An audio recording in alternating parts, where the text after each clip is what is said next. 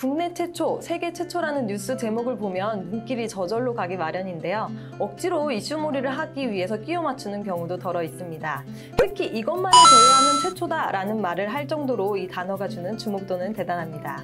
이곳에 찐 최초라는 수식어를 갖고 계신 권효진 선수 모셨습니다.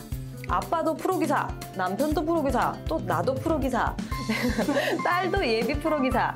최초라는 단어가 어색하지 않은 바둑 슈퍼맘 권효진 선수와 정기자 애프터 361 함께합니다.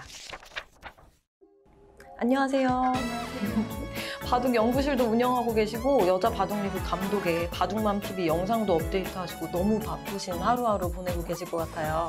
근황에 대해서 얘기해 주시죠. 네, 유튜브에서 바둑맘TV 지금 하고 있고요. 바둑 연구실에서 주로 바둑 공부를 하고 있습니다. 얼마 전에 바둑 국가대표 발탁되셔서 깜짝 놀랐어요. 좀 계기가 있으셨는지 좀 궁금하고요. 좀 내가 한번 보여줘야지 뭐 이런 느낌이 있으셨는지요? 제가 아무래도 고참이다 보니까 고참 중에 왕고참이거든요. 그래서 이제 바둑 후배들하고 사실 겨뤄도 좀 밀리지 않다라는 거를 보여주고 싶어서 바둑 공부를 열심히 해서 국가대표 선발전에 나가서 그 당시 이제 1등으로 선발이 됐었죠. 네. 그 권효진 선수 하면은 최초라는 단어가 떠오르는 것 같아요. 최초의 부녀 프로기사, 최초의 한중 프로 바둑 기사라고 이렇게 떠오르긴 하거든요. 이제 최초라는 단어가 어색하지 않으실 것 같아요. 국내에서는 최초인 것 같고요. 아직 모녀 기사가 없는데 네. 저희 딸을 지금 프로 지망생으로 지금 프로로 키우고 있는데 저희 딸이 프로가 되면 또 국내 최초가 될 수 있을 것 같습니다. 네. 아버지 건강연구단의 대를 이어서 14살에 입단을 하셨잖아요. 최초의 부녀 프로기사라는 엄청난 관심을 많이 모았던 것 같아요. 좀 어릴 때라 기억이 가물가물하신가요? 기억은 사실 생생한데요. 아버지 후광이 없다고 한다면은 그것은 뭐 당연히 거짓이겠죠. 하지만 부담도 있고 또 후광도 있고 여러 가지 측면들이 공존하는데 근데 이제 바둑계 오래 있다 보면 아버지의 생각과 제 생각이 다를 때도 있고 누구누구의 딸이니까 뭐 똑같이 뭐 보급의 길로 가나? 이렇게 이제 생각을 많이 하시는 것 같더라고요. 아버지한테 바둑을 어렸을 때 배우셨던 거죠? 네, 맞아요. 부부끼리도 뭔가 알려주려고 하면 굉장히 힘들다라고 하잖아요. 근데 아버지가 또 바둑을 알려준다라고 했을 때 굉장히 좀 어려움이 있었을 것 같은데 어땠나요?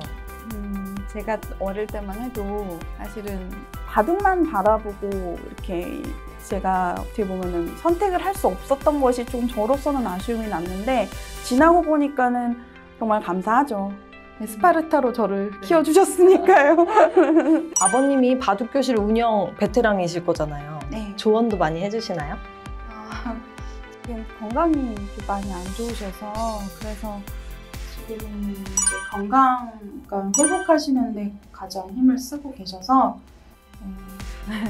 지금은 조언보다도 뒤에서 많이 응원해 주신 것 같아요.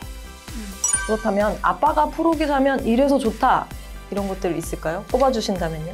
사실 바둑이 승부잖아요. 이겼을 때 졌을 때 그 천당과 지옥을 왔다 갔다 하는데 그 심정을 누구보다도 더 잘 이해해 줄 수 있다는 게 장점 같습니다. 2005년에 어린 나이에 결혼을 하셨잖아요. 한중 프로기사끼리의 첫 결혼이었는데 중국에서 먼저 특종을 내보내서 난감해 하셨다고요. 네, 사실 그렇게 일찍 결혼할 생각은 없었는데 결혼한다고 오보가 나서 그래서 사실은 부랴부랴 날짜를 잡게 되었습니다. 그 외국분이랑 연애하려면 언어가 가장 큰 장벽이다라는 말을 많이 듣는데 중국어는 원래 좀 잘 하셨었나 봐요. 어릴 때 그 바둑의 길을 계속 가다 보니까 아무래도 이제 학업 쪽은 좀 제가 소홀했었거든요. 그래서 언어를 꼭 배워라 라고 이제 아버지께서 조언해 주셔서 중국어 학원도 다니고 과외도 받으면서 좀 공부를 했었습니다.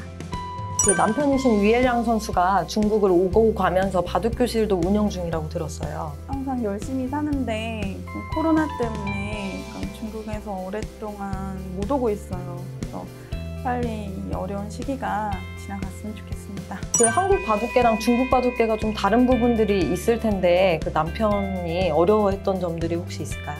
한국 바둑 시장은 좀 아무래도 중국보다는 좀 바둑이라는 분야가 그렇게 큰 주목을 받지는 못하잖아요. 그래서 또 언어의 장벽도 한계를 느꼈다고 해야 될까요? 그러니까 한국에서 아무래도 한국어로 지도하는데 좀 어려움을 느껴서 중국으로 돌아가서 바둑도장을 차려서 지금도 왔다 갔다 하면서 열심히 하고 있습니다. 그 월간 바둑에 중국 관련 칼럼 연재하신 걸 제가 되게 재밌게 봤거든요. 네. 그럼 중국 관련 얘기들 굉장히 재밌는 걸 많이 알고 계시던데 아무래도 남편이 중국 분이시라서 가능한 거겠죠? 정말 뭐 재밌는 거 없냐, 뭐 어떤 건수가 없냐 전화해가지고 뭐 누구누구 칼럼을 쓸 건데 그 이제 사람들에 대한 기사를 좀 조회를 해달라.